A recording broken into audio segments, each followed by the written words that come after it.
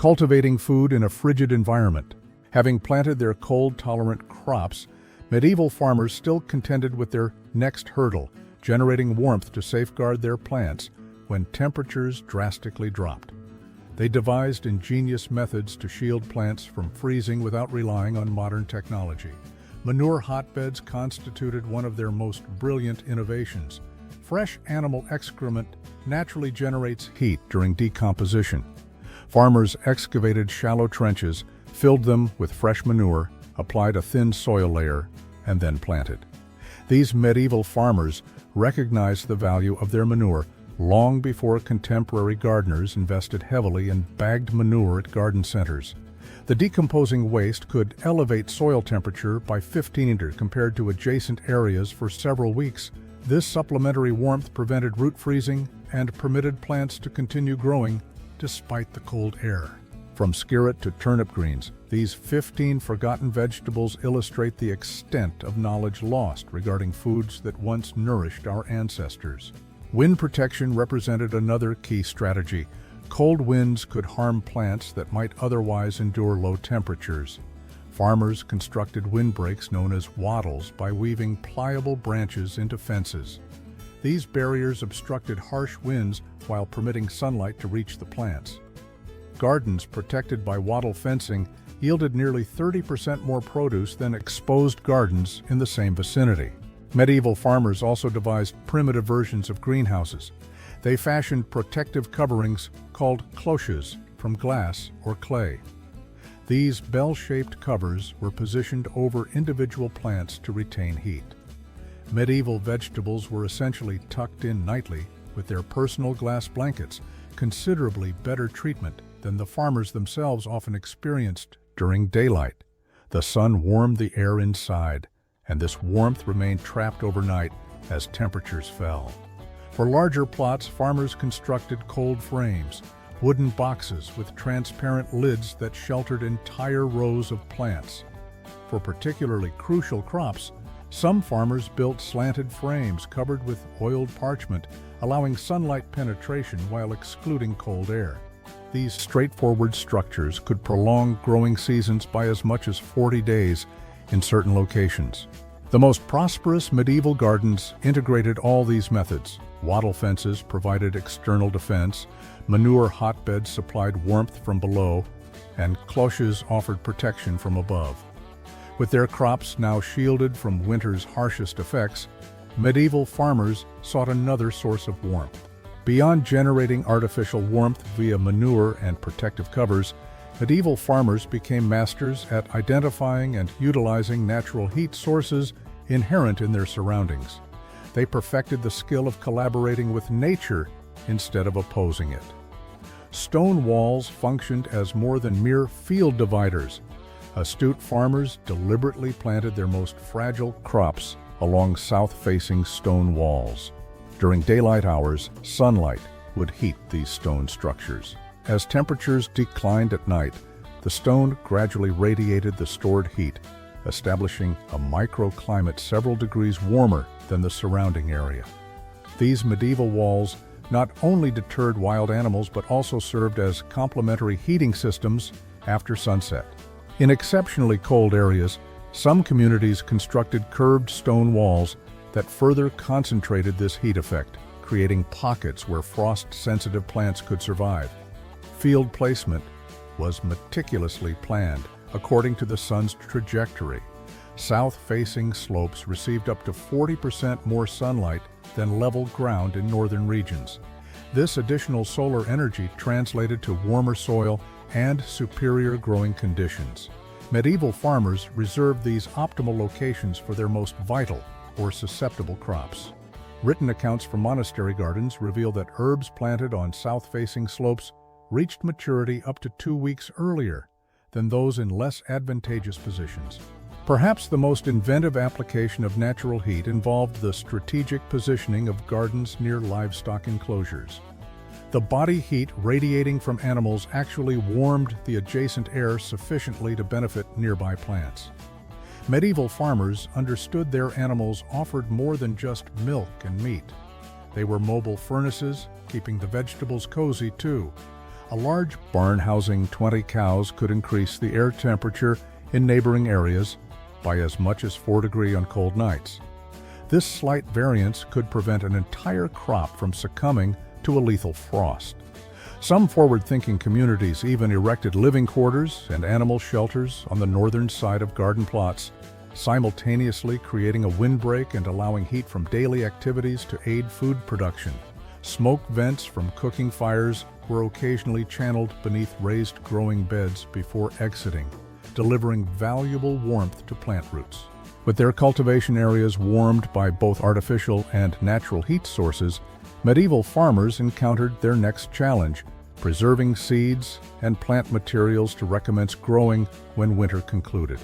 Their storage techniques proved surprisingly effective without modern technology.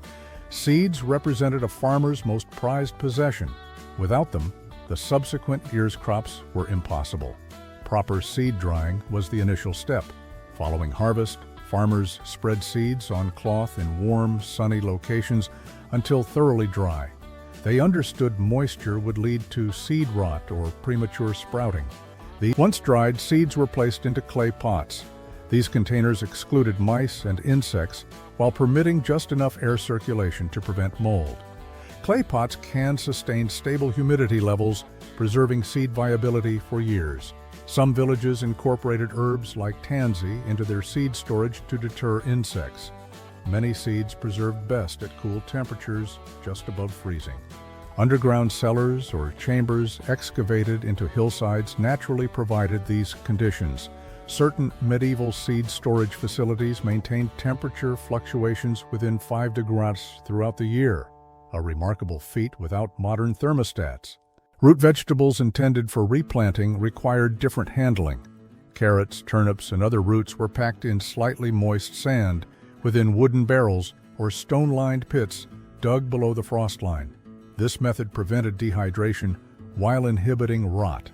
These root vegetables essentially entered a state of winter dormancy, akin to hibernating bears but with more definite prospects of becoming dinner. Traditional root storage pits typically maintained temperatures between 33 and 40 degrees, ideal for keeping living plant tissue viable through winter. Small herbs often received specialized care. Many were potted and moved indoors to homes or monasteries, where they could survive until spring. These living plants furnished fresh seasonings during winter while guaranteeing new plants for the upcoming growing season. Cultivating food in a frigid environment posed more than mere difficulty, it represented a struggle for existence. A single error could result in a depleted storage room come winter. Yet, medieval farmers were not without resources. They possessed techniques, strategies, and several ingenious approaches, beginning with something pivotal accomplished before winter's onset. While their carefully preserved seeds and plants awaited warmer weather, medieval farmers realized that winter itself was not invariably an adversary. Cold might appear hostile to food cultivation, but medieval farmers discovered unexpected ways to leverage snow and ice to their advantage. These inventive methods transformed winter obstacles into agricultural solutions. Snow served as a natural insulator for many planted fields. A substantial snow layer actually shielded dormant plants from the significantly colder air above. During extreme cold spells, temperatures beneath the snow can be up to 30 degrees warmer than the exposed air. Medieval farmers recognized snow as nature's electric blanket long before electricity. Simply summon a snowstorm and observe your crops remaining snug. Winter wheat and rye particularly benefited from the snow cover. Fields remaining snow-covered throughout winter frequently yielded 20% more grain than fields where plants faced freezing air. Ingenious water management utilizing ice became another beneficial strategy. Farmers sometimes created shallow basins in autumn that would freeze over winter. As these ice sheets gradually melted in early spring, they supplied a steady water source to nearby fields precisely when young plants required it most. These medieval farmers essentially operated the world's most protracted irrigation system, frozen in winter, but poised to deliver upon spring's thaw. This technique proved helpful in regions often experiencing dry spells in spring. Old farming ledgers mention specialized ice fields providing water for up to 3 weeks during the crucial early growing period. The cycle of freezing and thawing also aided in improving difficult soil textures. Heavy clay soils, nearly unworkable when wet, became more manageable after winter freezes broke them down. Shrewd farmers would plow these soils in autumn, leaving the rough furrows exposed to winter elements. Repeated freezing and thawing naturally fragmented large clumps into smaller particles, creating better soil for planting, without additional labor. Winter frost acted as the medieval version of a soil conditioner, breaking up clods without expending a single calorie of human effort. This technique could reduce spring planting labor by as much as 40%. Winter barley fields directly utilized snowmelt. Seeds were sometimes sown just prior to the first anticipated snowfall. They remained dormant, but perfectly positioned to germinate the moment temperatures rose and snow melted. The moisture from melting snow facilitated rapid seed sprouting and protected young plants against spring droughts. Fields planted using this method often sprouted 7 to 10 days earlier than those planted after all snow had melted. With winter's chill now assisting rather than hindering their farming endeavors, medieval farmers directed their focus to another critical challenge: optimal harvest timing. Picking at the precise moment ensured full storehouses instead of empty stomachs during winter. Staggered harvesting emerged as their successful strategy. Rather than collecting everything simultaneously, farmers harvested crops in meticulously planned phases.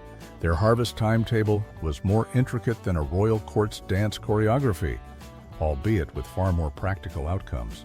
Early harvests commenced with fast-maturing vegetables, while more robust crops remained in the ground longer. Many villages established 5 or 6 distinct harvest zones, each picked at specific times derived from generations of weather observation. Late-season root crops received special attention.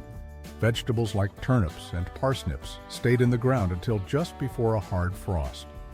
These patient root vegetables were the procrastinators of the medieval garden, invariably waiting until the very last moment.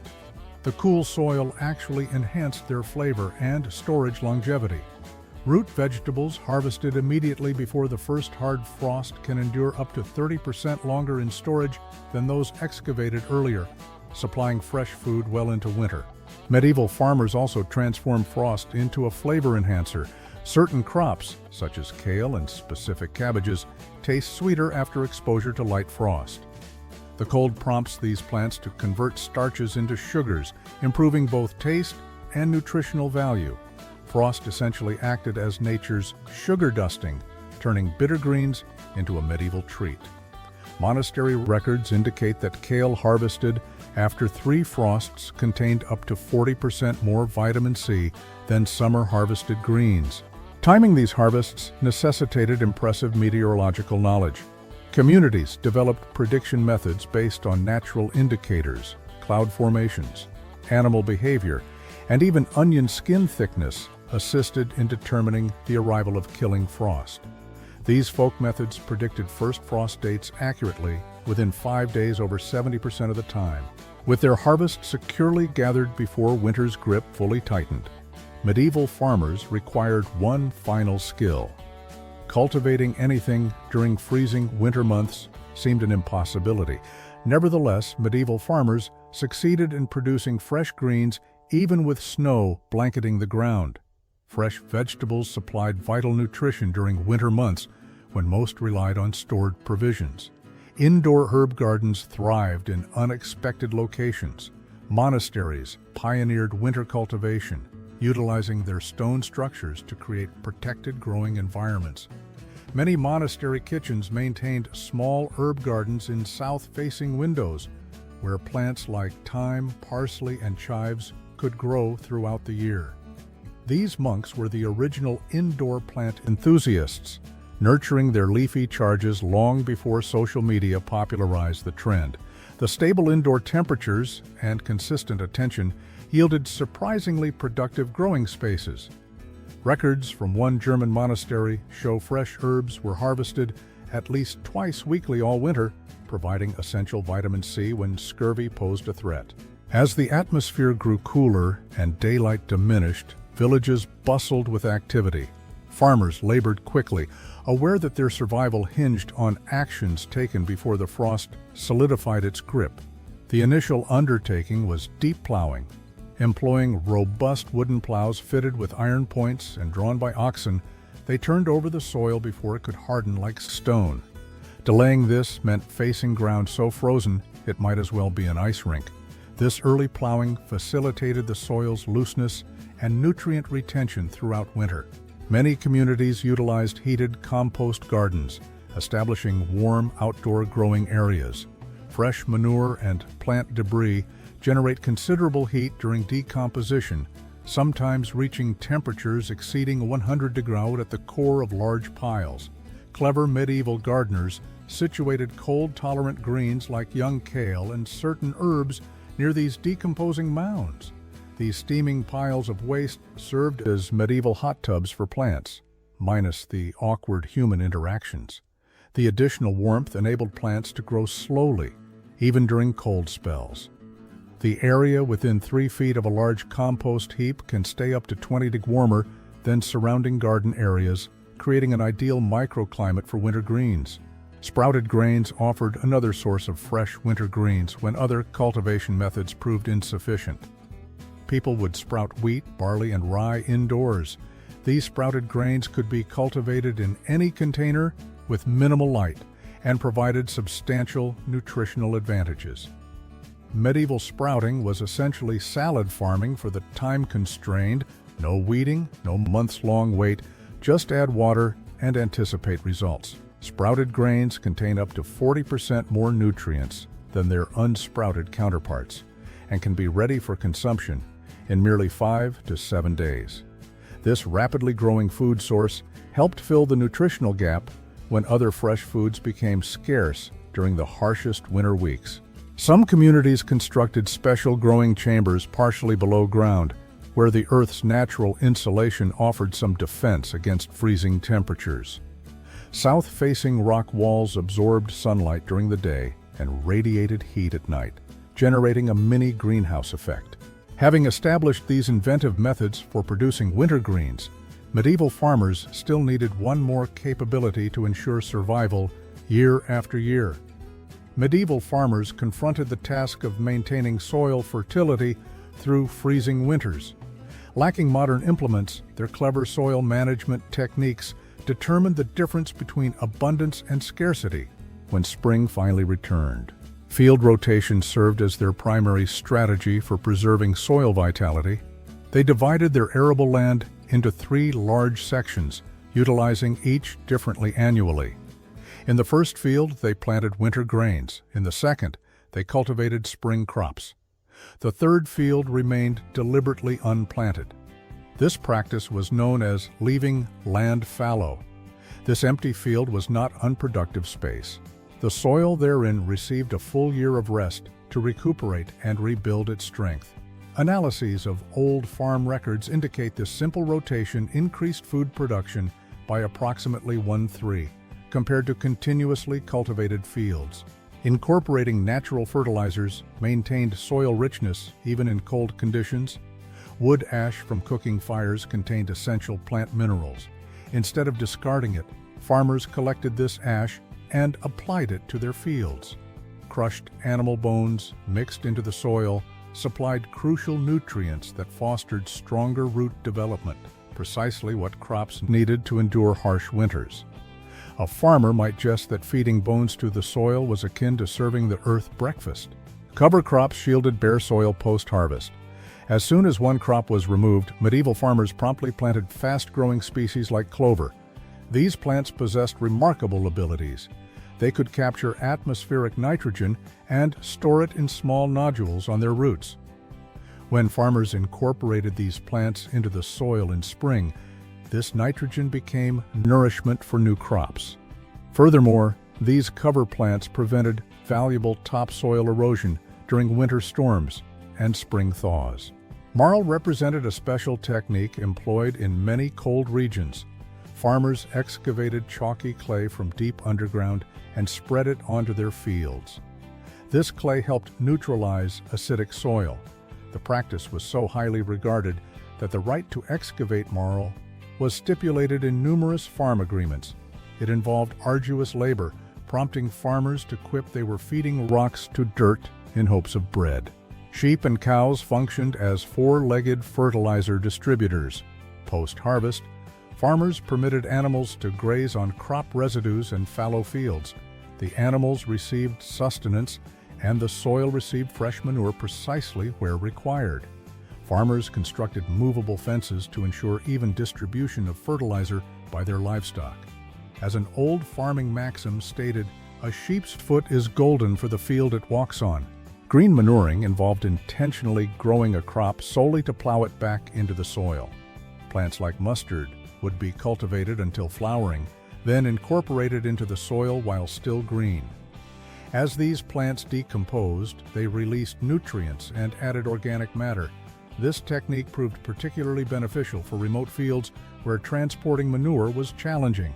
Manure held immense value in medieval times. Farmers meticulously gathered every animal dropping, spreading it generously across fields. They would then layer straw and fallen leaves atop this. This mulching technique kept the soil warmer, occasionally by 10 degrees, and gradually decomposed, enriching the earth with nutrients. Farmers in that era were essentially the first recyclers, transforming manure into a valuable resource well before the concept of going green emerged. Winter soil care also entailed digging trenches to facilitate water drainage. Excessive water pooling in fields would freeze solid, killing plant roots and rendering the ground unworkable. In early spring, well-drained fields could be planted weeks earlier than poorly drained ones, extending the growing season in locations where every day was critical. Snow actually contributed to protecting soil life. Beneath that white covering, beneficial microorganisms could survive, maintaining soil health for spring. Many farmers observed snow fleas, tiny jumping insects appearing on sunny winter days, as an indication that their soil remained alive and healthy. When the final frost dissipated, these diligently tended fields were prepared for seeding, concluding the cycle of winter protection and initiating the hopeful labor of spring planting. What if some of the finest, most nutritious vegetables simply vanished from our tables? Long ago, medieval farmers cultivated 15 remarkable superfoods that most individuals have forgotten. Let me delve into them and reveal what we have overlooked. First on the list, skirret.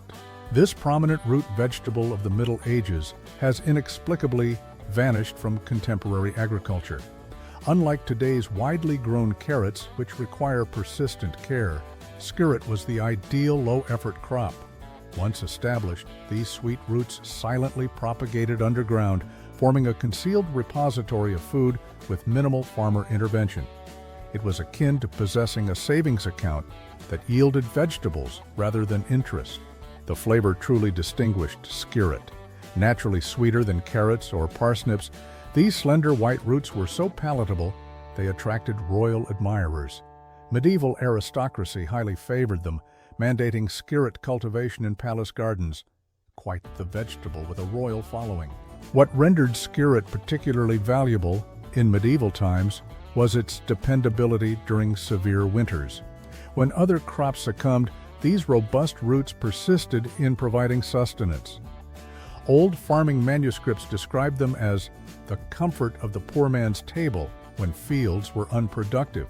Perhaps most notable is skirret's versatility.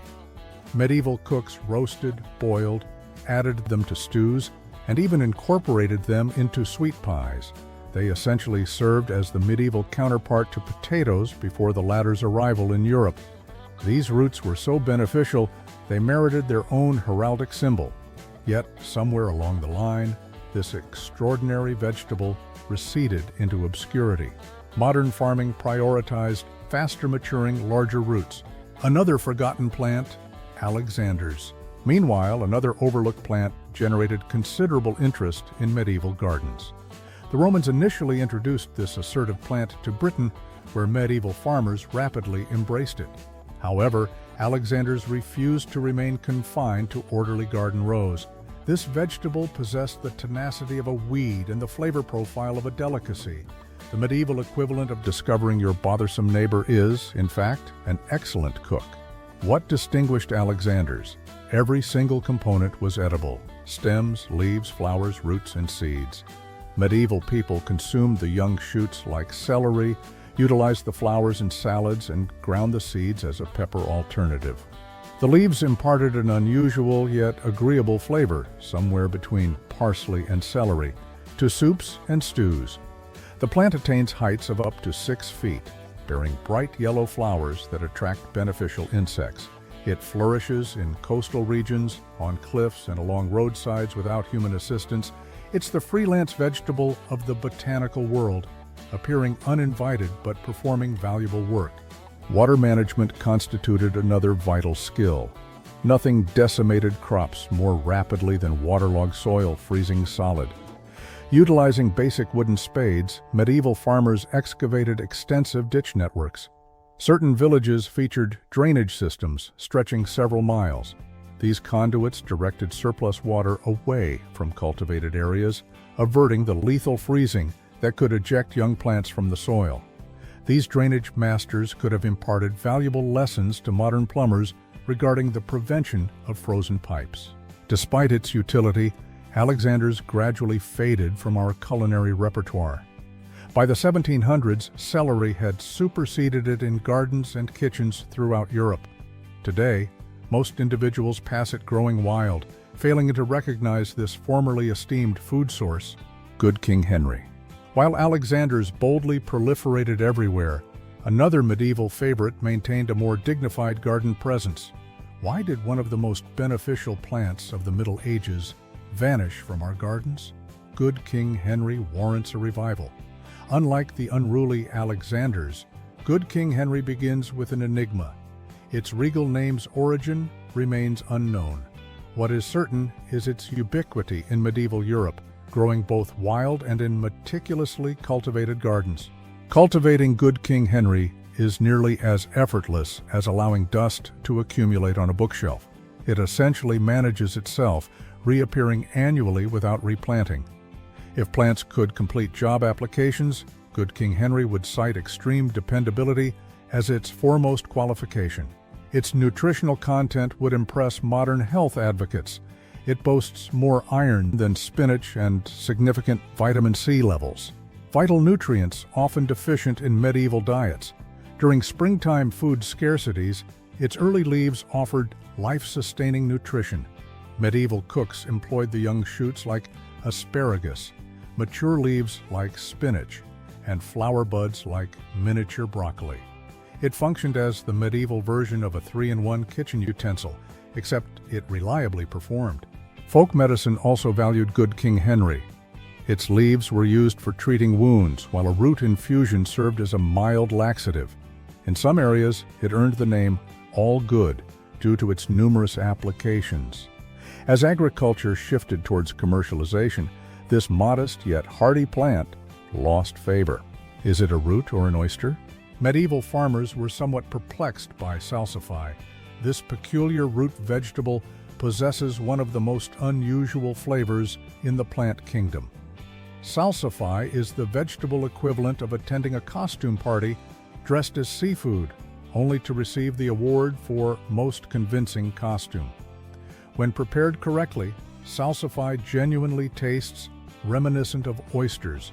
This strange characteristic rendered it exceptionally valuable during medieval times, particularly for religious individuals abstaining from meat or fish on specific days. Monastery records from the 1400s indicate it was cultivated expressly as a fish substitute during Lent. Two varieties existed in medieval gardens, white salsify and black salsify. Both feature long, slender roots with dark skin requiring peeling before cooking, the vegetable world's embodiment of don't judge a book by its cover. Beneath that unappealing exterior lies a gourmet delight. Winter truly allowed salsify to excel. It was one of the few fresh vegetables accessible during the coldest months, remaining viable in the ground through freezing temperatures. Medieval people simply excavated it as needed throughout winter. Once harvested, it could be stored for months without deterioration. In a world lacking refrigeration, this quality made it extremely precious. Modern farming distanced itself from salsify due to its slow growth and unconventional appearance. The medlar. Regarding unconventional appearances, medieval people favored another item modern individuals would find genuinely odd. If presented with a wrinkled, mushy fruit today, most would politely refuse. However, medieval folk regarded it as a delicacy worth anticipating. The medlar. It resembles a small brown apple with an open base revealing its 5 seeds. Freshly picked, it's hard as rock, and so astringent, it's entirely inedible. But medieval gardeners understood its secret. Medlars require bletting before consumption. Bletting is essentially controlled decomposition, allowing the fruit to sit for weeks until it softens and turns brown. The scheduling of these preparations adhered to distinct patterns. Numerous communities designated specific plowing days based on seasonal changes and lunar phases. Some held the belief that land tilled during a waning moon would produce superior harvests, a conviction still held by some farmers today. By the arrival of the first snowfall, medieval fields appeared barren but were, in fact, brimming with potential, awaiting spring. The meticulous work undertaken in autumn was the deciding factor between having sustenance or facing starvation. Medieval dessert offerings were seemingly devised by individuals with remarkably low standards and extraordinary patience. Once properly bletted, the medlar's flesh transforms into a sweet cinnamon applesauce consistency that medieval people thoroughly enjoyed. Cookbooks from the 1200s contain numerous recipes for medlar tarts, jellies, and wines. Unlike salsify, which concealed its value beneath an unattractive exterior, medlars openly displayed their peculiarity. The fruit's unusual open-bottom shape earned it some colorful epithets in medieval times, many too vulgar to repeat here. Suffice it to say, medieval farmers envisioned a specific anatomical parallel, and I will leave the details unspoken. What made medlars special was their seasonality. They ripen in late autumn, representing one of the last fresh fruits before winter. Following bletting, they could be stored for several additional weeks, providing scarce sweet indulgences during the year's darkest days. Modern agriculture discarded medlars in favor of faster-growing crops with extended shelf lives. Today's consumers prefer produce that appears perfect immediately, not fruit requiring weeks to become palatable. Chickweed. While medlars necessitated patience, our next forgotten vegetable exhibited almost excessive eagerness. Unlike the demanding medlar requiring special treatment, chickweed possessed no distinguished cultivation history. It simply existed everywhere. This diminutive weed with delicate white blossoms appeared in every garden, field, and pathway across medieval Europe.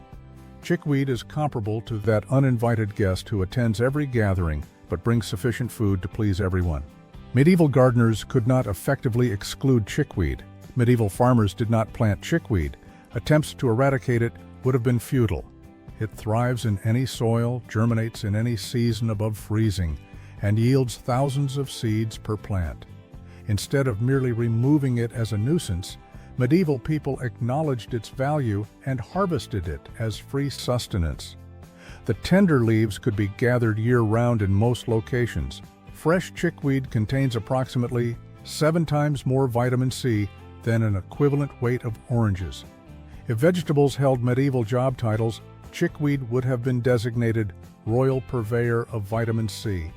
When other vegetation was scarce, peasants gathered it for daily meals. Yet records show noble households also served it during winter months when green vegetables were limited. Beyond culinary use, chickweed possessed medicinal applications too. Its cooling properties proved useful for skin irritations, and chickweed tea was administered for fever and inflammation. Modern agriculture waged war on chickweed with herbicides, classifying this nutritious plant as a pest. Scorzonera.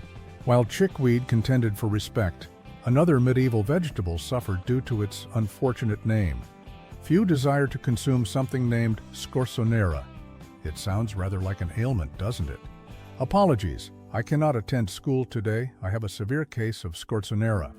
Yet, this unfortunately named vegetable was a staple in medieval gardens. The name originates from the Italian word scorzone, meaning venomous snake. Early herbalists believed this black-skinned root could remedy snake bites. Although that medical assertion proved unfounded, medieval people discovered something more valuable. Scorzonera was delicious and exceptionally nutritious. Frequently mistaken for black salsify, its close relative Scorzonera possesses a longer, straighter root with black skin and white flesh. Its taste is milder and sweeter than salsify, featuring subtle notes of asparagus and nuts. What rendered Scorzonera remarkable were its storage capabilities. Harvested in autumn, these roots could be buried in sand within a cool cellar and remain fresh until the subsequent summer. Few other vegetables provided this level of food security in medieval times. Cultivation records from the 1500s reveal Scorzonera was particularly favored in monastery gardens. Monks valued it for its flavor during fasting periods and its medicinal attributes. Medieval physicians prescribed Scorzonera tea for blood purification and alleviating stomach ailments. The finest aspect of cultivating Scorzonera? One could impress neighbors by casually remarking, "I'm just stepping out to harvest my Scorzonera," sounding as if one either owned an exotic sports car or was preparing to cast a magical incantation. The decline of Scorzonera coincided with the advent of modern grocery stores and refrigeration. As fresh produce became available year-round, vegetables requiring prolonged storage lost their appeal. With the land prepared, medieval farmers confronted their subsequent challenge, selecting plants resilient enough to withstand freezing conditions. They could not simply cultivate any desired crop. Decades of experimentation revealed which varieties could endure severe winters. Winter grains emerged as the paramount crops in cold climates. Rye proved particularly precious due to its ability to flourish where other grains could not. This resilient plant resembled the medieval equivalent of a polar bear club member. It seemed to thrive when plunged into freezing conditions. Farmers sowed rye seeds in late autumn, allowing them to lie dormant beneath the snow all winter. As soon as spring temperatures rose marginally, these seeds would germinate, affording farmers additional weeks of cultivation time. Rye's significance in cold regions was immense. Archaeological remains from ancient villages indicate that over 70% of grain cultivated in northern Europe was rye. The majority of the populace consumed rye bread daily. Welsh onions, from mystical snake remedies to forgotten roots, Scorzonera yielded to more commonplace vegetables. Curiously, Welsh onions originate neither from Wales nor are they true onions. They represent the medieval vegetable equivalent of counterfeit designer goods that somehow outperform the genuine articles. The actual origin of Welsh onions is East Asia, likely reaching Europe via trade routes around the 1200s. Medieval farmers valued this versatile plant that furnished fresh greens year after year. What made them special? They are perennial, meaning once planted, they return annually without replanting. Each plant gradually multiplies, forming clumps amenable to division. One medieval gardening manuscript asserts a single Welsh onion plant could sustain a family for 10 years through continuous division. Welsh onions served a purely utilitarian function, providing a reliable source of fresh green onion tops when other vegetables were scarce. Medieval cooks used the hollow green shoots to flavor soups, stews, and salads. Their most valuable characteristic was winter hardiness. In many European regions, Welsh onions remained green through all but the most severe winters, supplying crucial vitamins during the leanest periods. Welsh onions might be the sole food item that resolved an identity crisis by experiencing one itself, not Welsh, not a true onion, yet perfectly content being precisely what it is. Medieval farmers cherished these dependable plants, but modern agriculture favored true onions for their larger bulbs. Fat hen. Meanwhile, another misunderstood plant vied for recognition. Unlike Welsh onions, which medieval farmers intentionally cultivated, fat hen simply appeared spontaneously. This wild green volunteered in fields, gardens, and neglected areas throughout Europe, and medieval people wisely consumed it, rather than merely discarding it. Fat hen is essentially the uninvited dinner guest who proves to be a master chef. It crashed the medieval garden party, but brought sufficient nutritional contributions that everyone overlooked the intrusion. Recent studies have confirmed the exceptional nutritional value of this weed. Fat hen contains more protein than cabbage, more iron than spinach, and more calcium than kale. Had medieval nutritionists existed, they would have classified fat hen as a superfood. The name derives from its efficacy as poultry feed. Chickens consuming fat hen yield more eggs and grow plumper. If medieval vegetables possessed marketing slogans, fat hens would be sufficient for your chickens, even better for you.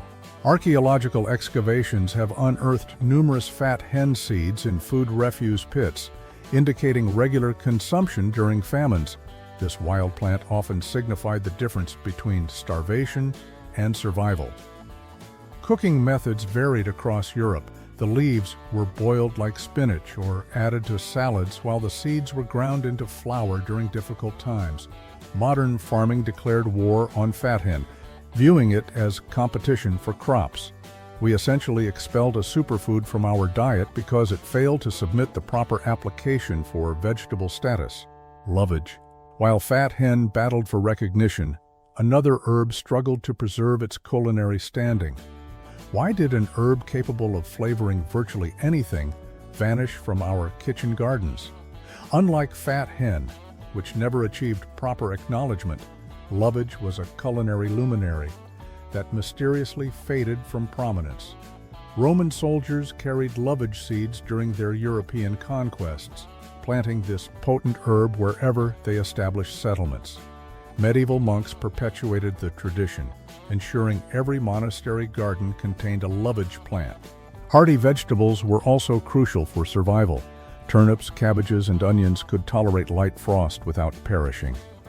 Farmers planted these in late summer, ensuring they were nearly mature before the first severe freeze. Cabbage proved especially useful, as a single plant could yield numerous meals. Cabbage functioned as the Swiss Army knife of medieval vegetables. It was consumable fresh, cooked, or transformed into sauerkraut, which preserved for months. Its flavor is intense. Imagine celery blended with parsley, then amplified tenfold. Lovage is essentially celery endowed with superpowers. It represents what celery might become if it engaged in rigorous exercise and became serious about flavor. Medieval cooks utilized lovage extensively. A single sprig could flavor an entire pot of soup. Dried leaves were sprinkled on meat dishes, seeds were crushed for bread, and even the roots were boiled and consumed like parsnips. Most impressively, the hollow stems were candied into sweet confections. What rendered lovage truly valuable in medieval times were its medicinal applications. The entire plant contains oils that facilitate digestion, alleviate bloating, and function as a mild diuretic. Monastery records from the 13th century describe lovage tea as a remedy for stomach and kidney ailments. A lovage plant can persist for 20 years and exceed 6 feet in height, yielding a substantial amount of flavor from minimal garden space. It is also exceptionally hardy, enduring harsh winters and returning vigorously each spring. Medieval gardeners must have perceived modern gardeners as irrational. You claim you ceased cultivating a plant that flavors everything, lives for decades, and aids digestion. Did you substitute turnips for your brains? Corn salad. As international trade introduced new spices to Europe, lovage gradually diminished in importance. While lovage faded, another forgotten green confronted its own difficulties due to a highly confusing name. No, it bears no relation to corn. This unfortunate nomenclature has confounded corn salad for centuries. Whereas lovage suffered from neglect, corn salad suffered from misunderstanding. Corn salad derives its peculiar name from its typical habitat, fields of grain, which Europeans termed corn long before maize arrived from the Americas. These small, tender greens naturally emerge in autumn following grain harvests and remain green throughout winter. It resembles the quiet student in class overlooked due to an odd nickname, but ultimately proving the most intriguing individual present. Medieval farmers discovered these wild winter greens were not only edible, but also delicious. Corn salad possesses a mild, slightly nutty flavor, devoid of the bitterness common in many wild greens. The leaves can be harvested throughout the coldest months when little else grows. Its nutritional profile would impress contemporary health experts. It contains 3 times more omega-3 fatty acids than iceberg lettuce and substantial amounts of iron and vitamin C. Medieval people recognized its value as a fresh winter vegetable. Corn salad must be the only vegetable afflicted by both an identity crisis and a public relations issue. It required a medieval marketing team to clarify, contains absolutely no corn. Modern agriculture favored lettuce varieties offering longer shelf lives and simpler harvesting. As corn salad vanished from gardens, another boldly flavored medieval plant faced rejection for being simply too potent for modern palates. Tansy, too potent for modern tastes, that encapsulates the story of tansy, a plant indispensable to medieval cooks, yet almost entirely abandoned by contemporary society. Tansy grows as a bushy perennial, featuring fern-like leaves and bright yellow button-shaped flowers. Every part of the plant delivers a powerful aromatic impact, a complex fusion of bitter, spicy, and faintly sweet flavors that medieval palates desired. Modern chemical analysis has identified over 40 distinct flavor compounds in tansy leaves. If herbs were rock bands, tansy would be the one performing so loudly. The neighbors summon law enforcement. Medieval cookbooks incorporate tansy into everything from savory preparations to desserts. The Easter specialty, tansy pudding, combined chopped leaves with eggs, cream, breadcrumbs, and sugar, then fried the mixture into a cake. Tansy-flavored cheese enjoyed popularity during spring festivities, and even ale was infused with tansy for special occasions. Beyond its assertive flavor, tansy served a practical function in medieval cuisine. Its potent compounds acted as a natural preservative, prolonging the shelf life of meats and baked goods. This proved invaluable in an era without refrigeration. Medieval farmers also learned that cultivating certain plants in proximity benefited both species. Beans and peas would ascend the stalks of grains, akin to natural ladders. Concurrently, these climbing plants replenished soil nutrients that aided the grain's growth. These plants formed an ideal partnership. One provided structural support while the other contributed nutrients. Another clever technique involved planting shorter crops amidst taller ones. The larger plants acted as windbreaks, establishing a warmer microclimate for smaller, more delicate plants. Historical records demonstrate that this type of intercropping could enhance harvest yields by up to 25%, frequently representing the difference between sufficiency and hunger. The plant also fulfilled a crucial role in medieval medicine. Tansy tea was employed to treat intestinal parasites, digestive disorders, and fever. Monastery gardens invariably included tansy for both culinary and medicinal purposes, often planting it near entrances where its strong aroma could repel flies and other insects.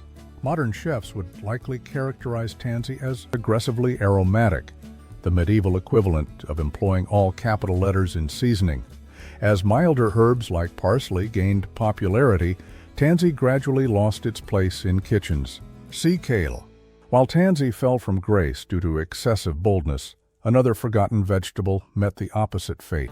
It grows wild, demands zero maintenance, yet we somehow completely overlooked it. Whereas tansy was too assertive, sea kale proved too easily disregarded. Flourishing along coastal areas of northern Europe, sea kale served as a valuable food source for medieval communities. This hardy plant thrives in sandy, saline soil where few other edible plants can survive. Sea kale resembles that friend who contributes food to every event unprompted, yet somehow remains excluded from exclusive gatherings. Medieval people harvested it in 2 ways: blanched young shoots in spring comparable to asparagus, and mature leaves later cooked like cabbage. Unlike many wild edibles, sea kale possesses a mild and sweet taste. What made it particularly valuable was its vitamin C content, 6 times higher than lemons by weight. For fishing communities with restricted access to fresh produce, sea kale prevented scurvy. The disappearance of sea kale from our diet is analogous to forgetting how to accept free currency. It literally exists on beaches, offering deliciousness and nutrition while we disregard it. Woad. As sea kale faded into obscurity, another unusual plant grappled with its dual identity. This one is truly strange. Woad was primarily cultivated for producing blue dye, yet medieval people also consumed it. Unlike sea kale, valued solely for nutrition, woad maintained a double existence. The blue pigment extracted from woad leaves colored everything from textiles to warrior paint. Prior to woad, finding blue clothing resembled attempting to find a quiet moment during a toddler's birthday celebration. Theoretically feasible, but highly improbable. What is peculiar is that young woad leaves are perfectly edible before developing their dyeing compounds. Medieval farmers harvested these tender initial leaves for spring salads and soups. The flavor is mild with a slight peppery note, similar to young mustard greens.